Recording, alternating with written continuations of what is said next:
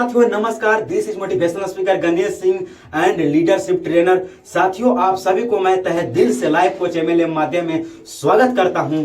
आप सभी के बीच में एक खास इंफॉर्मेशन के पर वीडियो लाया हूं। वो क्या खास इंफॉर्मेशन साथियों, कम्युनिकेशन स्किल्स। जी हाँ साथियों, कम्युनिकेशन स्किल्स पे मैं आसान सा वीडियो लाया हूं जो कि पहली मुलाकात में किसी अन्य व्यक्ति को कैसे इंप्रेस करें। जी हाँ साथियों, यानी कि फर्स्ट मुलाकात में रिलेशनशिप बिल्ड अन्य व्यक्ति से कैसे करें। तो साथियों ये रिलेशनशिप बिल्ड कहाँ पे काम आती है ना, समझते कहाँ पे काम आती है। आपको किसी भी प्रोफेशनल में हो या फिर आप किसी बिजनेस में हो, आप टीम बिल्ड के काम कर रहे हैं, आप मार्केटिंग के काम कर रहे हैं, आप पॉलिटिक्स में हैं, आप टीचर हैं, इन सभी प्रोफेशनल में एक चीज सबसे बेहतर जरूरी आता है वो है कम्युनिकेशन स्किल्स। अगर कम्युनिकेशन स्किल्स है तो आप किसी भी चीज करने में आप माहिर हो जाते हैं या फिर किसी भी क्षेत्र हो। तो साथियों मैं समझता हूं कम्युनिकेशन स्किल्स के बारे में। तो साथियों बहुत ही आसान कम्युनिकेशन स्किल्स में टिप्स मैं बताने जा रहा हूं, जो है मैं 4 टिप्स बताने जा रहा हूं जो है कम्युनिकेशन स्किल की टिप्स। सो ध्यान से समझिएगा, ध्यान से सुनिएगा। सो फर्स्ट टिप्स है लिस्टन केयरफुली। साथियों अगर आप दूसरे इंसान से बात करते हैं और चाहते इंप्रेस कैसे हो तो फर्स्ट रूल अपनाइएगा, लिस्टन केयरफुली। आप अगर किसी इंसान से बात करते हैं तो उनकी बातों को आपको ध्यान से सुनना होगा, समझना होगा। उनकी बात भले आपको बोरिंग टाइप लगे या फिर उनकी बात में रुचि नहीं है, फिर भी उनकी बातों में आपको रुचि लेना होगा। उनकी बातों को आपको रिफरेंस करना होगा। उनकी बातों को अगर कोई इंसान आपको बोलता है मैं 4 दिन से काफी परेशान हूं या फिर मैं 4 दिन से मेरे घर में सभी प्रॉब्लम से जी रहा है, तो आपको बोलना होगा कैसे, क्यों, क्या हुआ। ऐसे बोलते हैं तो उस इंसान को आपके प्रति एक सकारात्मक सोच पैदा होता है। साथियों ऐसा उन्हें बोलते हैं तो उनके नजर में आपके प्रति एक बेहतर छवि छूटता है। वो छवि ऐसा उन्हें प्रतीत होता है साथियों, इंसान अच्छे हैं, इनके फैमिली अच्छा है, इनसे आपके संस्कार पता चलता है साथियों। जी हाँ, अब सेकेंड टिप्स है साथियों लफिंग टॉक। हाँ साथियों अगर आप किसी से मिलते हैं तो उससे ना दुखी ना रहें। दुखी रहते कितने लोग को मैं देखता हूं कि किसी से जब मिलते हैं तो दुखी बनकर मिलते हैं, एक चेहरा पर एकदम उदासी मायूसी रहता है। ये गलत है साथियों, इससे आपकी रिलेशनशिप बिगड़ सकती है। उनके मन में एक गलत छवि छूटता है। अगर चाहते हैं कि मिले और मिलने के बाद उनके प्रति मेरे एक छवि छूटे तो आपको उसके साथ एक मुस्कुराहट देना होगा। अंदर से एक नए अंदाज में रहे और बाहर से एक मुस्कुराहट दें। इस मुस्कुराहट से अजनबी इंसान को आपके प्रति सकारात्मक छवि छूटता है। आप अगर मुस्कुराते हैं तो मुस्कुराने के साथ साथ एक बहुत अच्छी फीलिंग उनके मन में आता है साथियों। इससे आधारित मैं एक नौजवान की कहानी में लेकर चलता हूं, जो कि नौजवान शादीशुदा होते हैं। नौजवान यानी कि शादीशुदा हस्बैंड होते हैं जो जॉब क्या करते हैं, और वाइफ होती है जो हाउस वाइफ होती है। साथियों हस्बैंड और वाइफ की शादी के लगभग 18 साल हो जाते हैं। उन दोनों 18 साल के बीच में एक भी संतान नहीं होते साथियों। उस संतान ना होने का कारण सिर्फ और सिर्फ एक कारण होता है। वो कारण क्या है साथियों, 18 साल के बीच में हस्बैंड अपने पति से कभी भी हंसकर बात विचार नहीं करते हैं।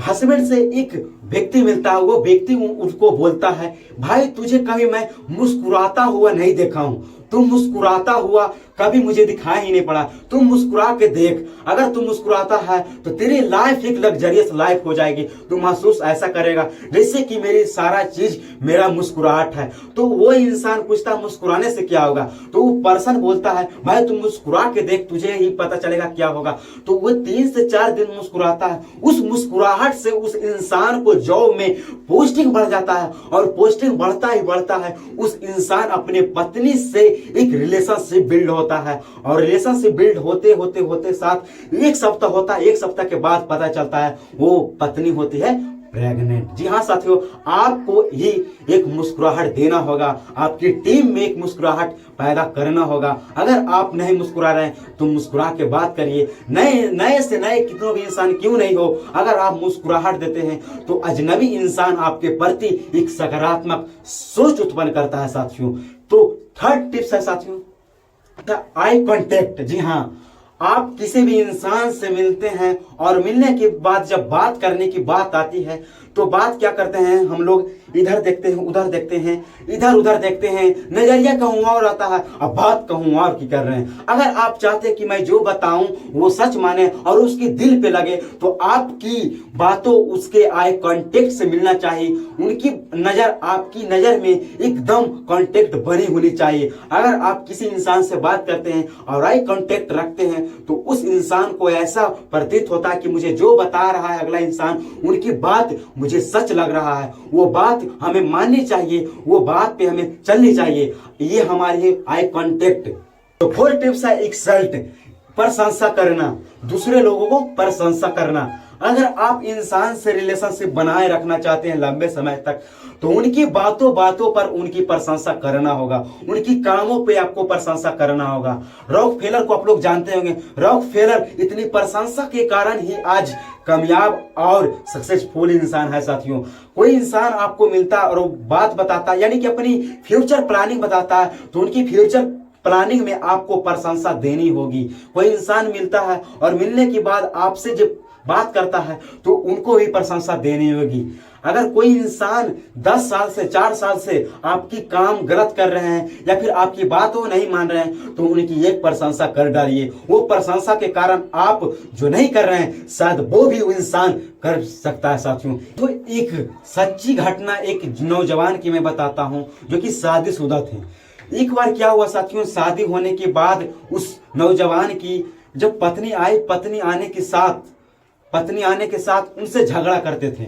हर एक जगह जाते थे, हर एक जगह झगड़ा निकाल देते थे। हर एक कुछ ना कुछ दोनों में कमी निकाल दिया करते थे, उन दोनों हस्बैंड और वाइफ मिलकर। साथियों, इस झगड़ा से अगल बगल तो खुद तो तंग आए गए थे, उसके पश्चात भी बहुत सारे लोग अगल बगल पड़ोसी भी तंग आ गए थे उस झगड़ा से। एक बार क्या हुआ, पड़ोसी आई और पड़ोसी पत्नी से पूछे, तुम्हारे घर में इतना झगड़ा क्यों होता, तुम इतने पति से क्यों झगड़ा करती हो? तो वो पत्नी बताती है कि मैं झगड़ा नहीं करती हूँ, वो करते हैं। हर एक बार अगर आज इंडिया के केसेस देखा जाए तो यही बोलते हैं कि मुझे नहीं पता, फिर भी पता होता है कि क्या झगड़ा। फिर भी मैं बताता हूँ साथियों कि वो पत्नी बताए कि मुझे नहीं पता, फिर भी वो पड़ोसन थी जो बताई, तुम अपने हस्बैंड से 6 चीज आग्रह करो, यानी कि 6 चीज ऐसे चीज पूछे जो तुम्हें वो बताएं और उसे तुम सुधार कर सको। तो पत्नी बोलती है कि इससे क्या होगा, इससे क्या झगड़ा रुक जाएगा?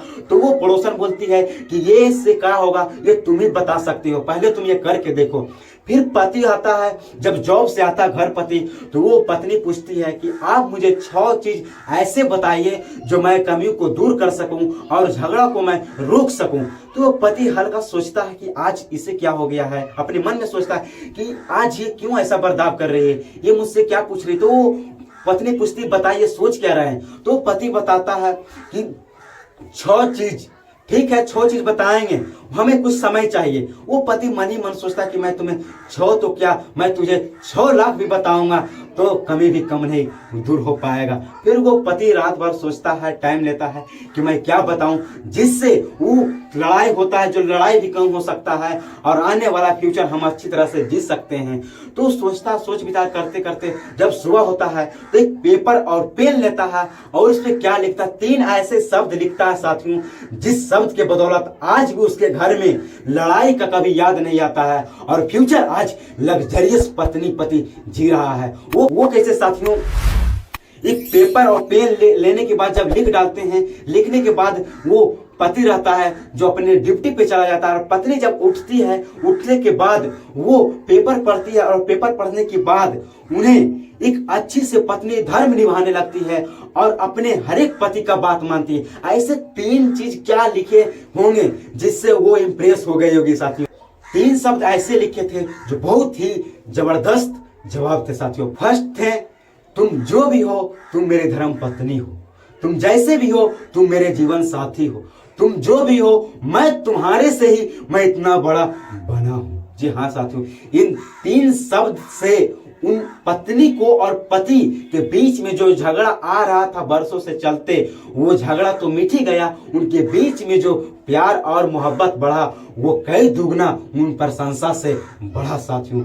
साथियों, मैं आप सभी को बताता हूं कि प्रशंसा बहुत बड़ी ताकत है। अगर आपकी टीम में काम नहीं हो पा रही है, कोई इंसान है जो आपका बार बार काम में दखल अंदाजी गंदा कर देता है, वो काम आपको अच्छे से नहीं कर रहा है, तो उनको कहीं ना कहीं तारीफ करिए। उनकी तारीफ ही उनको एक आपके प्रति मजबूती ला देगा। प्रशंसा करने से उनकी नजर हमेशा एक बहुत ही सकारात्मक हो जाती है। साथियों, आप प्रशंसा करते हैं तो उस इंसान को आपके प्रति बढ़ता ही बढ़ता है और काम भी बेहतर तरीका से होता है। साथियों, आप सभी को 4 कम्युनिकेशन स्किल टिप्स मैं बताया हूं। इन 4 टिप्स को मैं बहुत लंबे समय तक फॉलो कर रहा हूं और काफी लंबे समय तक फॉलो करता रहूंगा। इन 4 टिप्स अगर आप भी फॉलो करते हैं तो आपकी टीम में एक बहुत ही रुचिता पैदा होगी, एक बहुत ही जबरदस्त तरीके से काम होगी अगर ये टिप्स आप अपनाते हैं। साथियों, आप सभी को आई होप कि इन 4 टिप्स बहुत ही बेहतर लगा होगा। आप सभी से एक मैसेज साथियों कि इस लाइव कोच एमएलए माध्यम में बने रहिए, जमे रहिए। आप किसी भी क्षेत्र से हो, आप स्टूडेंट हो, आप मार्केटर हो, आप डिजिटल मार्केटर हो, आप किसी भी क्षेत्र से हो, आपको एक ना एक इंफॉर्मेशन जाता रहेगा। आपको हर एक इंफॉर्मेशन, ग्रेट इंफॉर्मेशन से ग्रेट इंफॉर्मेशन जाता रहेगा। So thank you so much, I love you. इसी तरह बने रहिए, जमे रहिए, क्योंकि हम लोगों का एक टीम हर एक क्षेत्र में बनना सुनिश्चित है। सो जय हिंद, जय भारत साथियों।